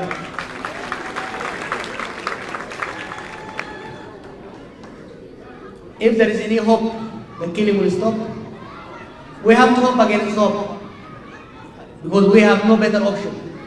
We must end the wars. The war in Tigray, the war in Amara, in Afar, in Oromia, and Benishangul need to end. Because if we don't end these wars, the suffering will continue, the killing will continue, the starvation will continue. That's why we must push all sides to negotiate. If we don't end the war, we lost your uncle. We are going to lose your cousin. We are going to lose his kids. We are going to lose so many generation after generation. So ending the war is our hope. That's why we campaign on media. Media rati, the media rati yakin. Ye media nasanat tafma. Aun ko selana nasanat jawab managar kentot na gobas. Ornas kamu maras nasanat ay mata malwasha chukri. ተዋጊ ኃይሎች ነፃነትን ሊያከብሩ አይችሉም። የሚዲያ ነፃነትን ሊያከብሩ አይችሉም። ስለዚህ የሚዲያ ነፃነት፣ የግለሰብ ነፃነት፣ የሴቶች መብት፣ የምን መብት እንዲከበር ከተፈለገ ጦርነት መቆም አለበት። አንድ እሱ። ሁለተኛ ለሚዲያ መብት መታገል አለብን። ሚዲያዎችንም ደግሞ መታገል አለብን። የኛ ሀገር ሚዲያዎች በእሳት ላይ ቤንዚን እያርከፈከፉ ነው። በመንግስት እጅ ያሉትም ከመንግስት ውጭ ያሉትም ለዩቱብ ሽቀላ ተብሎ የሚሰራ ስራ ሀገሪቷን ህዝባችንን እየበታተነ ነው። ስለዚህ ለሚዲያ መብት ስንታገል we should also be cognizant of the danger that is coming with media. ሁለቱን አላይቶ መሄድ አስፈላጊ ነው። ቦሌስኪ ያወራ መንጉዶ ተለማን ስፖንሰር ተው ቀቡ ሰን ኮሚኒቲ ቢንዲሳ ኤላ ጀረና ኦሮሞ አሞኔ ወልት ሲንቀቡፊ isinirran beekafi miti. Tokkoffaa isin irraa dhagahuu barbaadna. Lammaffaa carraa kiyya fayyadamtanii waan onnee keessan jiru buqqaaftanii waan kana warri mootummaas ni ilaala, warri ollaas ni ilaala, warri alagaas ni ilaala, warri addunyaas ni ilaala. Kanaaf kana manni abdiis ni kan immoo maali? Dhugaa qabna. Dhugaa irraa socho'uu hin qabnu. Tokkummaa teenya cimsachuudha qabna. Tokkummaa hojii irratti hundoofte irratti dhugaa haala qabatamaa biyya keessa jiru ittiin tallinee ittiin deemna. Gara fuulduraas walitti deebina. Bara dhufu yoo Rabbi jee waldaa hawaasaa bitattanii galma kana osoo hin ta'in galma keessan keessatti akka walitti deebinuun abdii qabaa. Hedduun isin jaaladhaa. Nagaan naa bulaa.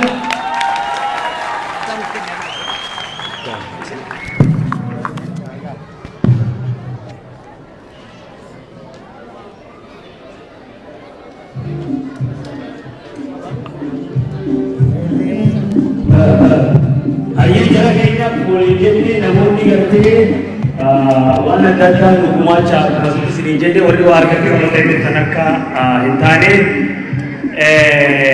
akabati dewi nada wan akabati itu terluka oh boleh ya kayaknya mau khasas katuri rano kan yo itu ini ada di sawah tetap betul ya setina bergabung intende kisah ini namun di bakomjen tadi kita seperti muturada warri waqabatanii kennaa waan adda addaa irree dhuftan asumatti akkasitti akka jaarman saqqabanis godhuu dandeessan namoota dhuunfaa kanarratti